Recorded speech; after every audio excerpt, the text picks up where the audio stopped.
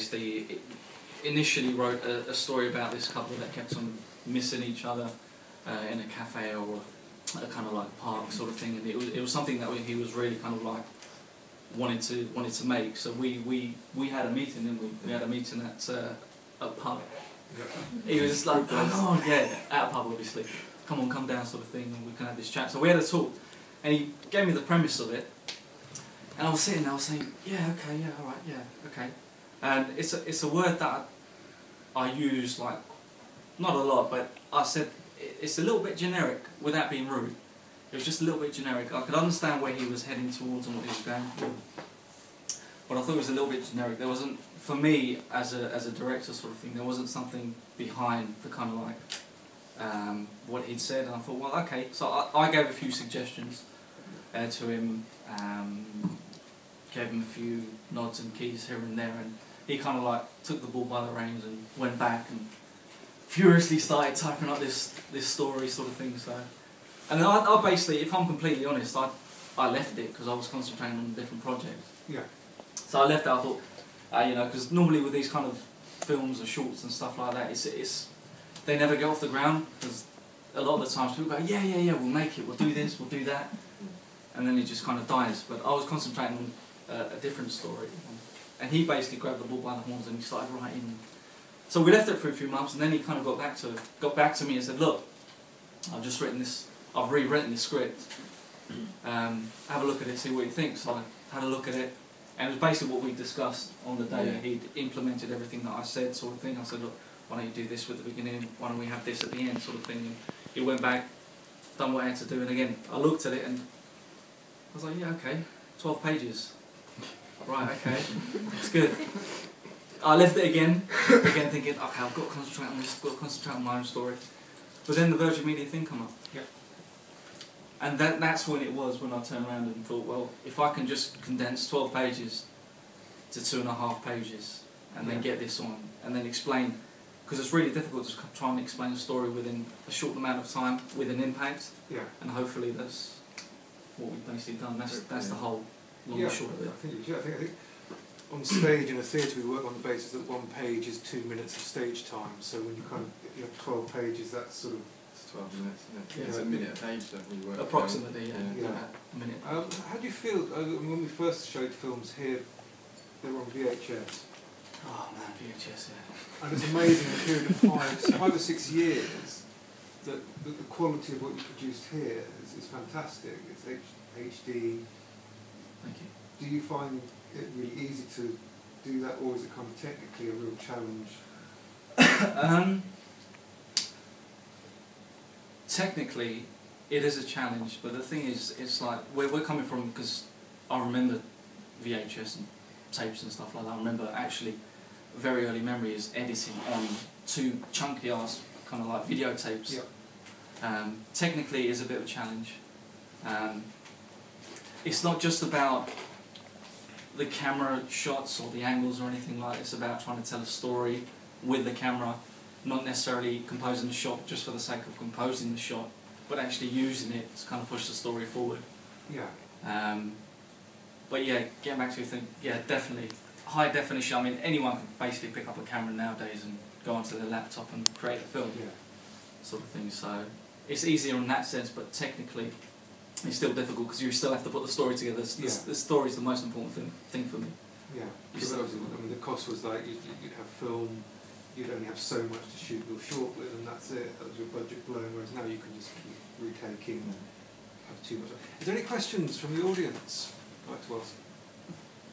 Did you always plan to have the music track running the whole way through, or did you add that because you felt it needed it, or was it a plan from the start? Yeah, that was from the start actually. Yeah, it was quite interesting because when I initially condensed the story down to 2.5 pages, I thought, well, maybe we could have like a kind of guitar melody or something like that. And then Kevin turns around and says, look, my partner, she's got this song, it's called You're Losing Me? You're Losing Me, and it's got this kind of like guitar and Sammy, she's just there, I'm going to point to her, just because she's the most awkward. Exactly. But yeah, and I feel that it kind of represented the whole story from start to finish, because it's a bit difficult, again, to try and express something within 2 minutes 20 seconds. But with her track, because it's almost like subconsciously, it's playing in the background and she's singing "You're Losing Me" kind of thing. You don't really hear it, but hopefully it kind of sinks in to your mind as you're watching the film. So you're seeing the visuals, and in the background you're hearing this thing saying "You're losing me," you know, what you've done, sort of thing. So yeah, it was intended from the start as part of the short. Anybody else got any questions? Hello. Great film, by the way. Thank you very much. Thank you. Did the locations influence the way you told the story as well, or were the locations very much in your mind when you were writing the script? And I'll be honest, the location was anywhere in my mind. I just had a preset story of what I'd like to see, based on obviously the 12-page that Kevin wrote, and condensed that down. But there's a lot of, that's the thing, with a lot of my films, there's a lot of metaphors, there's a lot of nods, and I noticed the gravestones in the background of the final shot, and it was really nice with all the green and with the sprint, but then it cutting between the roadway and the tight shots and the wider shots, because you used space really well, either being very close or very wide. So I just wondered if that came before or after, but you've answered the question. The open plan did, because we looked at around Burns in the area, didn't we? Mm-hmm.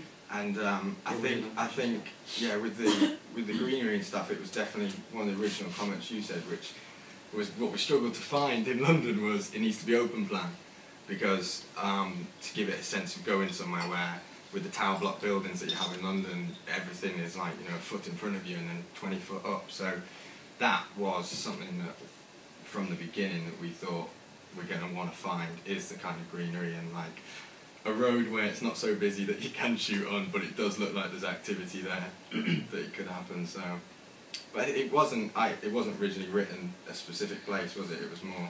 No, it wasn't specifically written. No, exactly, yeah. But the way when I actually saw this location, which is obviously a church and a graveyard sort of thing, it's a bit of a mind twist in the sense of, like I said, there's a lot of subtleness, there's a lot of metaphors, etc. It's like, well, you know, it's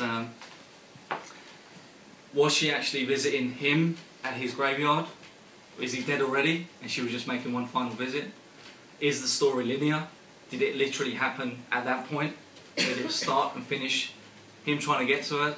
It's kind of like, it's not just a linear story, there's a couple of layers to it. And that's what I was trying to portray, because if you notice, there's also that car. Not different cars. It's the same car. It's the same car, yeah.